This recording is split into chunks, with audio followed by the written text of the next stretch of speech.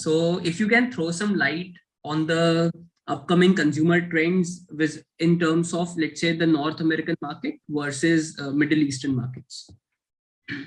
So basically, Middle Eastern markets, which I'm much more closer and aware of, are basically adapting markets. Right, we adapt to whatever trends are moving there, and we are strongly influenced by what's happening in UK and North America.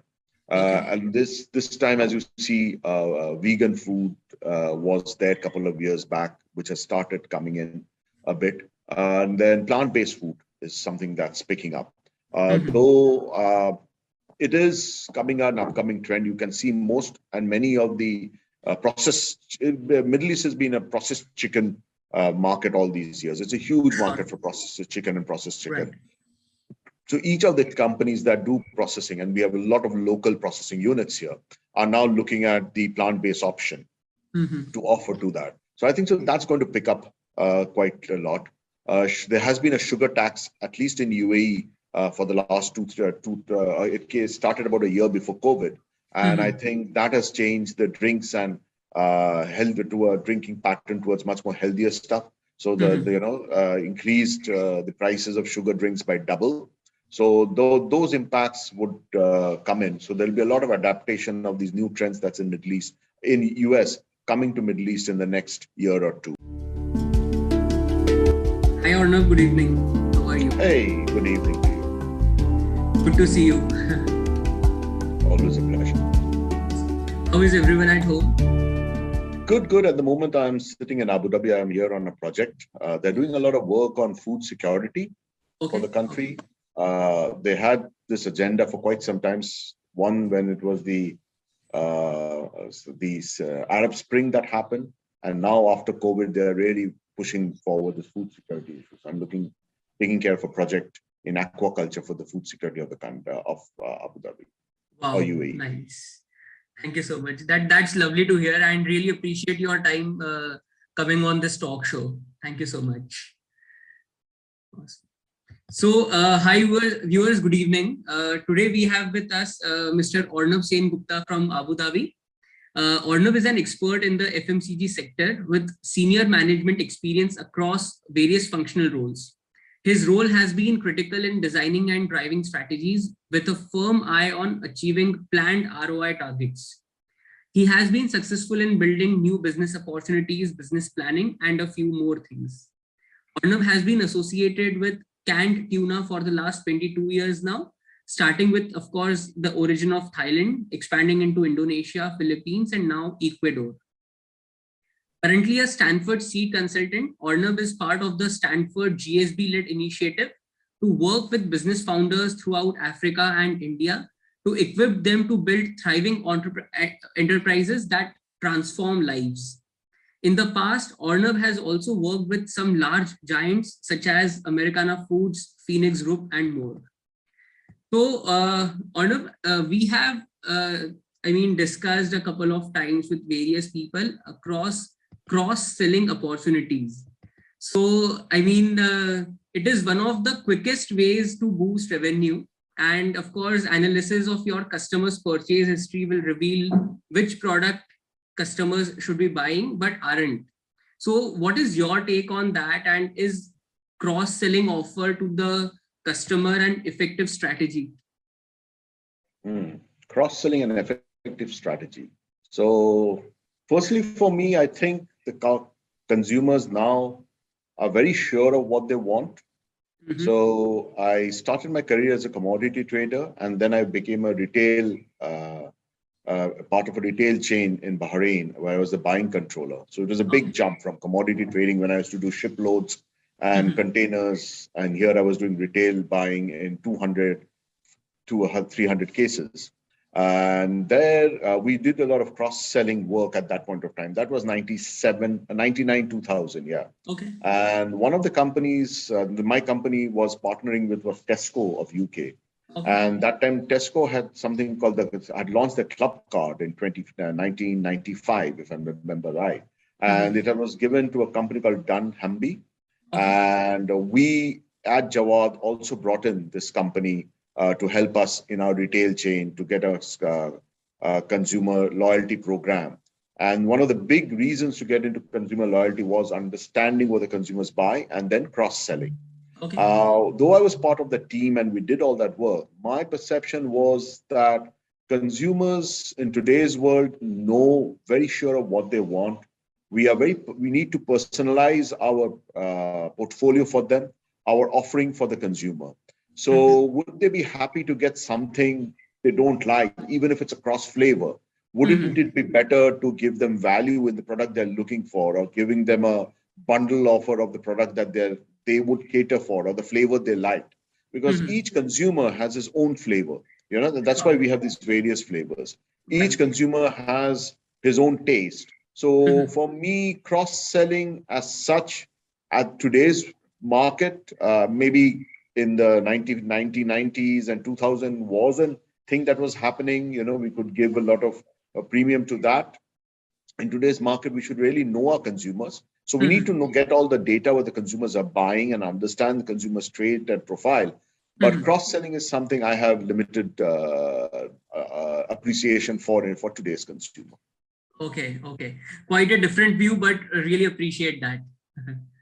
Yeah. So, I mean, since you have worked across various territories with a lot of distributors and people in the trade, so I mean, what is the best thing if we talk about distributors? So, I mean, how can distributors manage their inventory with greater precision? Since, of course, the stock is very important in the trade. That's a challenging question. So basically, if it was a couple of before the COVID or a couple of years back, I would have been more for, yes, the distributor should have the pulse of the market, understand the lead time.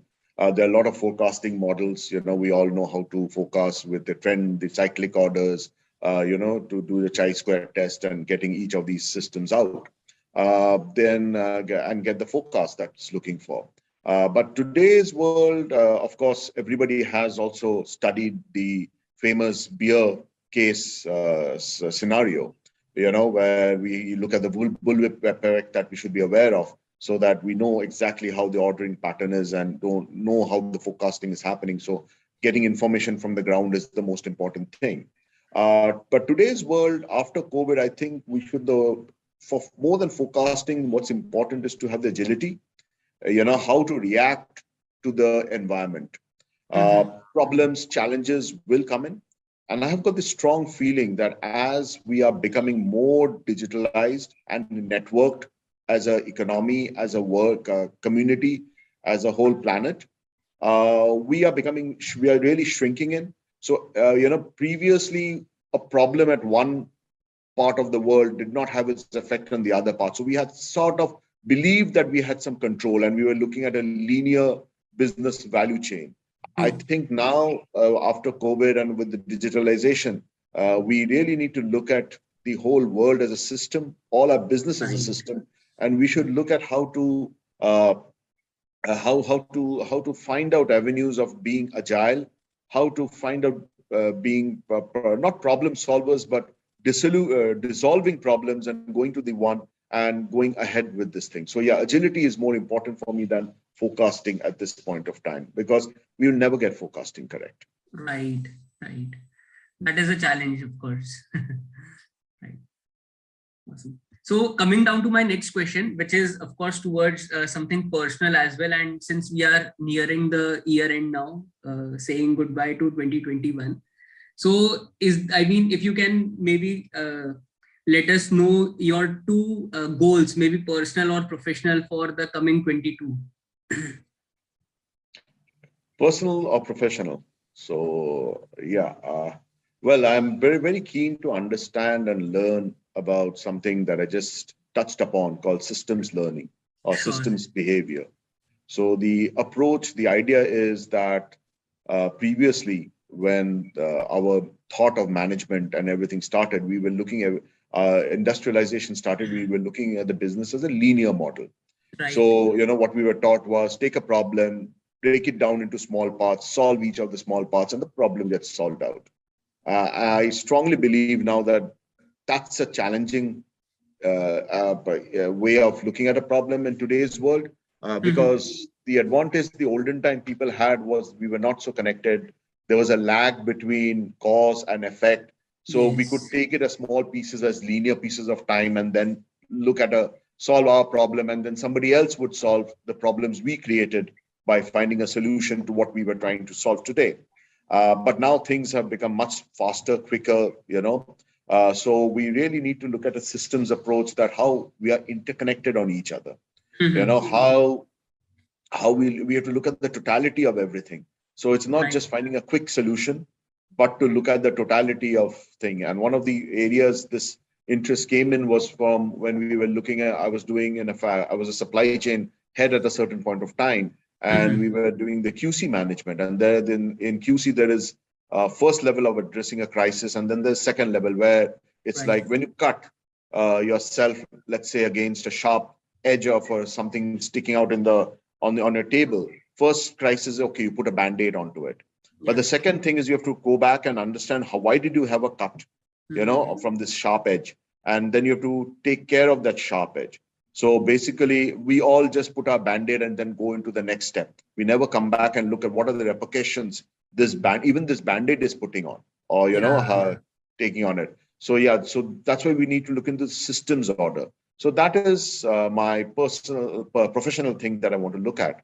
And the personal one is I really want to start looking at joining or working somewhere I could have an impact on certain people's livelihood around me. I don't want it to be very big. I don't want it to be huge, but I should be able to impact. So in the last company that I was working, I was able to turn around and bring to profit a couple of companies under the conglomerate of companies under this umbrella, which had about 800, 900 workers. We had three factories, we had a whole sales force, distribution and management force. And that's where I realize that, because of my effort and energy, I was able to impact quite a few significant people's life for a certain period of time. And that made me try to look at that there are bigger things in life to look at than just what you are doing. So those are the two areas that I'm very keen on looking at in 2022. Lovely. That's good to know. Great. So coming down to my next question, since you have spent a lot of time across big international geographies, so if you can throw some light on the upcoming consumer trends in terms of, let's say, the North American market versus Middle Eastern markets. So basically, Middle Eastern markets, which I'm much more closer and aware of, are basically adapting markets. Right? We adapt to whatever trends are moving there, and we are strongly influenced by what's happening in UK and North America. And this time, as you see, vegan food was there a couple of years back, which has started coming in a bit, and then plant-based food is something that's picking up. Though it is an upcoming trend. You can see many of the Middle East has been a processed chicken market all these years. It's a huge market for processed chicken and processed chicken. Right. So each of the companies that do processing, and we have a lot of local processing units here, are now looking at the plant-based option to offer to that. So I think that's going to pick up quite a lot. There has been a sugar tax, at least in UAE, for the last it started about a year before COVID. And I think that has changed the drinks and to a drinking pattern towards much more healthier stuff. So increased the prices of sugar drinks by double. So those impacts would come in. So there'll be a lot of adaptation of these new trends that's in Middle East, in US, coming to Middle East in the next year or two. So we have a lag of about 3-4 years. And anyway, everybody is connected on the Instagram and Facebook with each other, so we know exactly what's happening there. But those are the trends that I feel it's there. Great. So coming down to my next question, and what we have experienced in our network as well, that there are various entrepreneurs now coming up with various innovative ideas, and they really want to make an impact on the society by offering their products. So if you can give some 3 non-negotiable points for an emerging entrepreneur who wants to launch a CPG brand in an international market. So basically, one non-negotiable thing is you have to be authentic, right? You have to be sure what you're giving, and you should stand behind it and believe in that product. and the store. Okay, you need to have a story, because what you're connecting with people are on the emotional front. When a product is just a byproduct, we have, I think so, about even up to 20 years back, this world needed products. So we could develop a product for this world and bring it in. Now, this world we are so well network connected. We don't need any more products. We need these the stories that go behind it. What we need is a better network, a better supply chain, a better connectivity to allocate these resources in the right way. And I think so that's more of the need of the hour. So basically, yes, the product should be authentic, whatever you're bringing in, and should generally you should have a story behind it, which is the emotional connect with the consumers. It's very important to have that, and honestly, that's what we can monetize. When we're doing business, it's connecting the emotional connect that we monetize, and that should be genuinely done. So these are the couple of things that I think somebody should really look forward when they're bringing in and launching a new brand. And the last part, of course, there has to be a certain value that this product brings into the consumer, to the consumer. So you should understand your consumer very well and see how you're benefiting, how your consumer, it is your consumer benefiting from your product. So that link has to be perfect. That link has to be very crystal clear amongst each of the team member when bringing in this product through. Awesome. So coming down to my last question for this session, and Arnab, of course, I mean, you have built multi-million-dollar businesses in the past, and you have seen a lot of brands going up and falling down as well. So how do you see the difference in the go-to-market strategies then versus the go-to-market strategies which the brands are adapting now? I think, so that's a pretty open question. I would like to deviate a bit from the question directly to say, what we have to realize is the go-to-market strategy now is all through e-commerce and electronic media. And still lots of our products are being built for the brick and mortar, including the packaging that you see. We have a big yellow thing, a big red thing, put in a logo there for some companies for what do you call it, or the sponsoring the brand and things like that.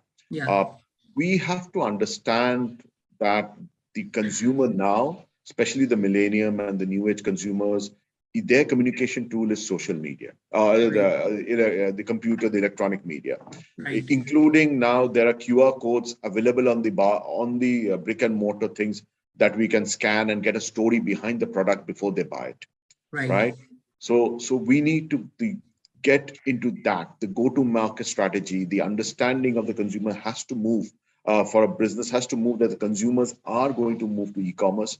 The people who are going to buy, the new consumers that are coming in, is all connected electronically.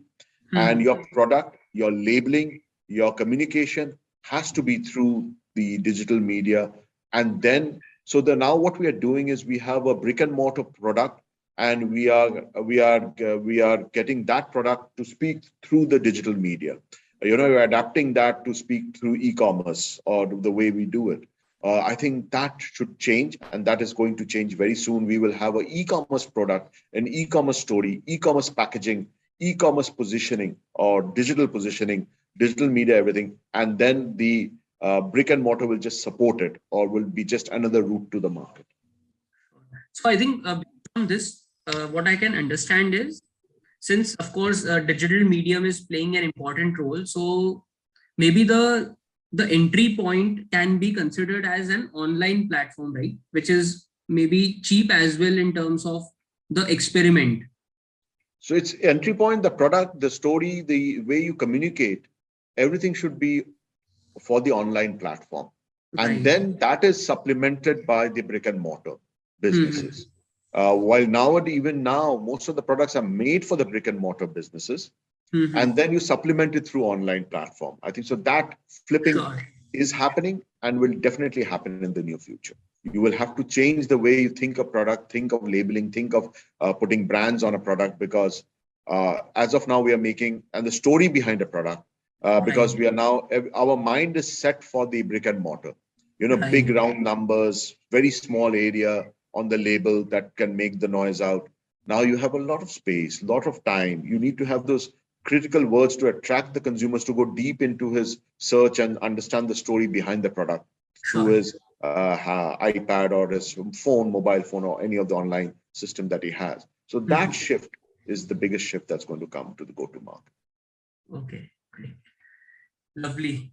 So thank you so much. I mean, the kind of responses which you have given are really useful, and I'm sure this will be really helpful for our viewers as well.